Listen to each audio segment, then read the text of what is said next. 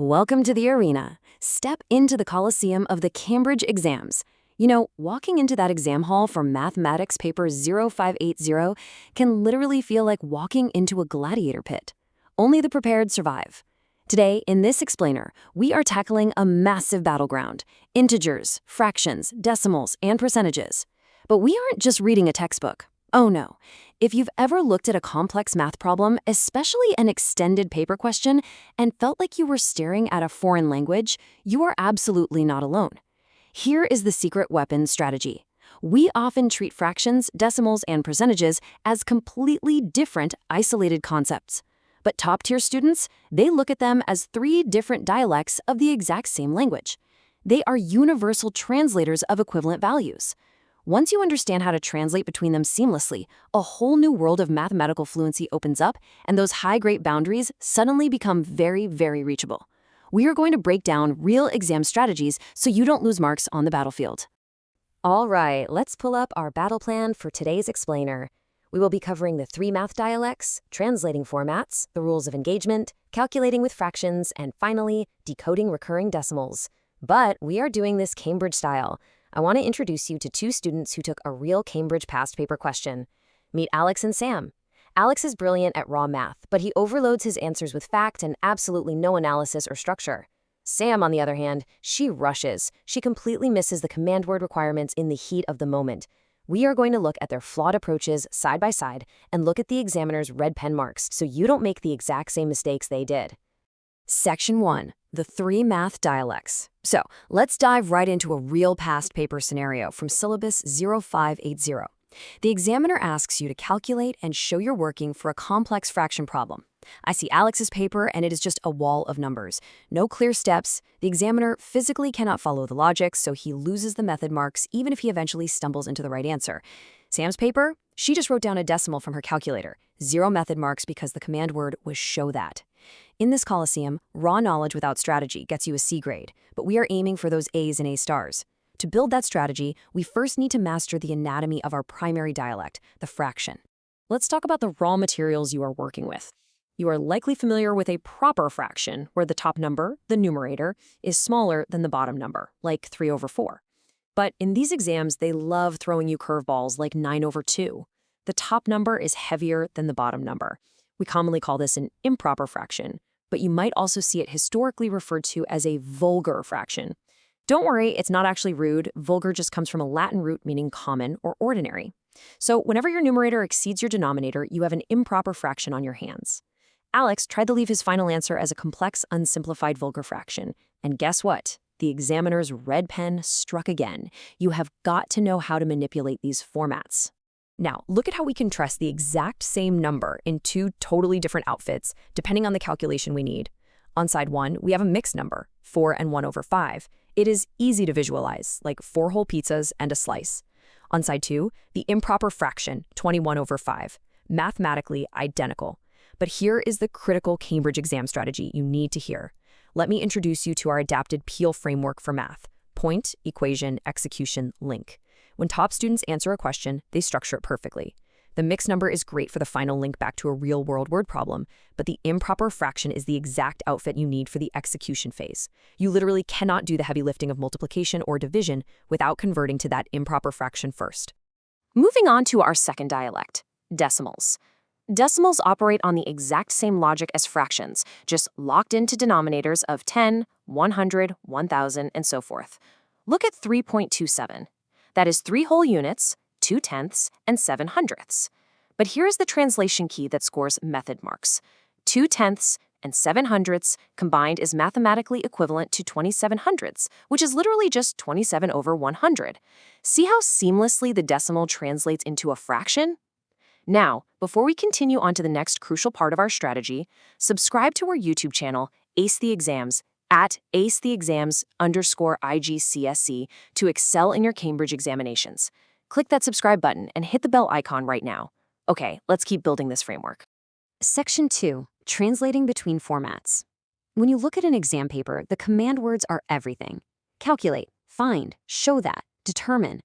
Sam rushed and ignored the command word show that. When a Cambridge question says, show that, you must demonstrate the translation between these formats explicitly. You are not just a student, you are an examiner proving a concept. If you just punch it into a calculator, you get a big red 0.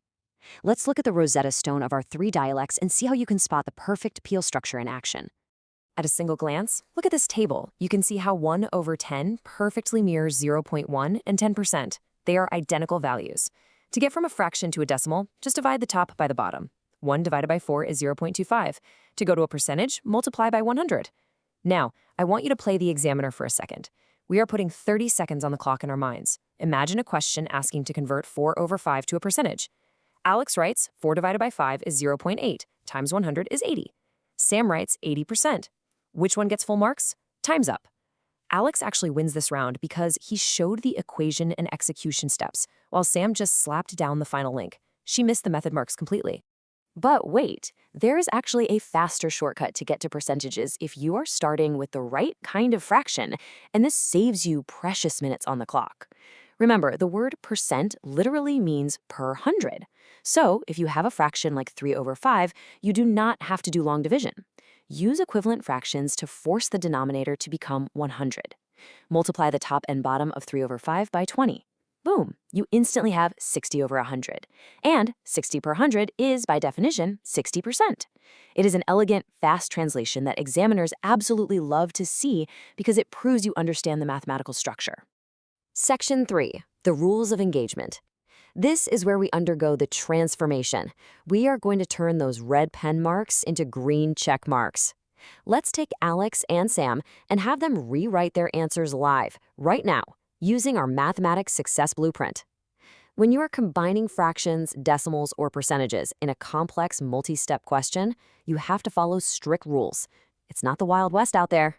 Let's look at a mixture of operations and see how our blueprint saves the day. You might know this rule as BODMAS or PEMDAS. Take the calculation, 3 plus 7 times open bracket, 2 minus 4 close bracket. Sam originally read this left to right, doing 3 plus 7 equals 10, then multiplying. Absolute disaster. Red marks everywhere. But watch the transformation. Following the blueprint, step 1, resolve the brackets. 2 minus 4 is -2. Step 2, multiplication fundamentally overrides addition.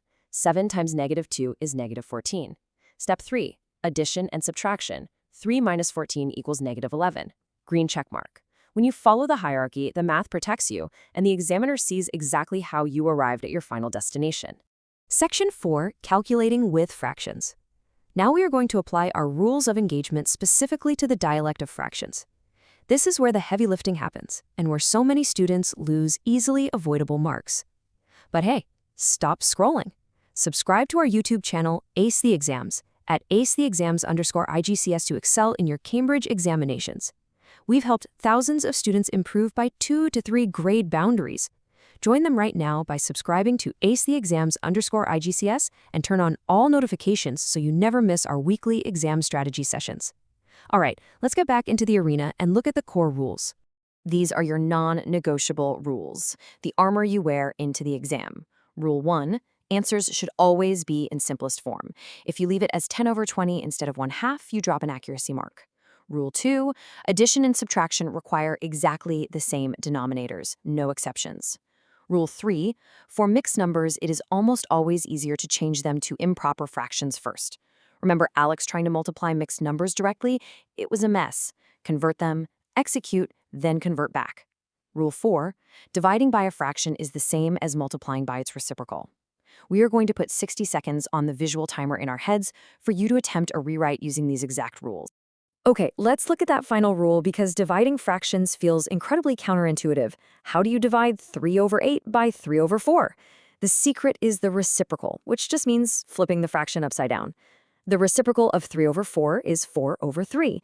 And here is the absolute magic. Dividing by a fraction yields the exact same result as multiplying by its reciprocal. By flipping the second fraction, a complex division problem transforms into simple, straight-across multiplication. 3 times 4 is 12, 8 times 3 is 24. 12/24 simplifies perfectly to 1/2. Sam did exactly this, laid out her evidence and execution beautifully, and secured full marks. Section 5, Decoding Recurring Decimals. Welcome to the interactive workshop phase. We're now facing the ultimate boss of mathematical translation, the recurring decimal. I want you to imagine a 60-second visual countdown timer right now. Your first challenge is a data scan. I want you to look at a complex mathematical chart in your mind and extract the core trend. What happens when a decimal just will not stop? We need to figure out how to lock an infinite value into a finite fraction format, which is a classic high-mark question on paper 4 and paper 2. First, let's define our target. A recurring decimal is a rational number where the digits after the decimal point repeat themselves infinitely, usually marked with a tiny dot above the repeating numbers. Like 0.68 with dots over the 6 and 8. It means 0.686868 going on forever. Challenge 2. Find the flaw. Alex tried to turn this into a fraction by just putting 68 over 100. Where is the flaw? The flaw is that 68 over 100 is exactly 0.68. And then it terminates, it stops. He completely ignored the infinite tail. To trap an infinitely repeating number, algebra gives us a brilliant trapdoor. Challenge 3 is speed writing. You have 30 seconds to write out the perfect peel paragraph for this conversion. Here is how the examiner wants to see it. Step 1, set your infinite decimal equal to x. So x equals 0.6868 and so on. Step 2, since two digits repeat, multiply by 100. So 100x equals 68.6868. Step 3, here is the algebraic trapdoor. Subtract your original x from the 100x. 100x minus 1x leaves 99x. And on the other side, 68.6868 minus 0.6868, the entire infinite tail perfectly subtracts itself out of existence. You are left with exactly 68. Step 4, rearrange, divide by 99. X equals 68 over 99. By shifting the decimal and subtracting, you instantly lock it into a simple fraction. Full marks. Sometimes the trick needs a bit of extra finesse. What if we have 0.03131, where the 0 doesn't repeat, just the 3 and 1? Step 1, let x equal the number. Step 2, two repeating digits, so multiply by 100. 100x equals 3.13131. Step 3, subtract x. The infinite tails cancel, leaving 99x equals 3.1. Wait, we have a pesky terminating decimal mixed in with our algebra? But the fix is incredibly easy. Step 4, just multiply both sides by 10 to clear the decimal out completely. 990x equals 31. Divide, and your fraction is 31 over 990. Examiner's commentary here. Students who leave decimals inside fractions lose the final accuracy mark. Always clear it out. We have reached the final stage. Let's pull up our cheat sheet recap graphic, showing your mark potential progress bar reaching 100%. Here is the complete mathematics answering system to guarantee top marks. Rule 1, command word decoding. Know what show that versus calculate actually means. Rule 2, the Peel framework application. Point, equation, execution, link. Show every single step. Rule 3, the time management matrix. Don't spend 5 minutes on a 1-mark conversion. Once you see this underlying structure, moving between these formats is literally just translating dialects. Mathematics isn't a collection of random rules to memorize. It's a unified, deeply logical language of equivalent values. I want to leave you with a final challenge to test your strategy. Without using a calculator, convert 1.025 minus 0.805 into its simplest fraction form. Think about how you would translate those decimals, find the common denominators, and simplify. Students who implement these exact mathematics strategies see an average improvement of 2 grade boundaries, but only if they practice consistently with our weekly explainer videos. Here is your final reminder. Subscribe to our YouTube channel, Ace the Exams, at @AceTheExams_IGCSE to excel in your Cambridge examinations. Subscribe right now to @AceTheExams_IGCSE and click that bell. Don't let another exam pass you by. Drop a comment below with your target grade for mathematics and the biggest challenge you're facing right now. Our team responds to every single comment. Like and share this explainer with a study partner. Ace the Exams, your Cambridge success starts here.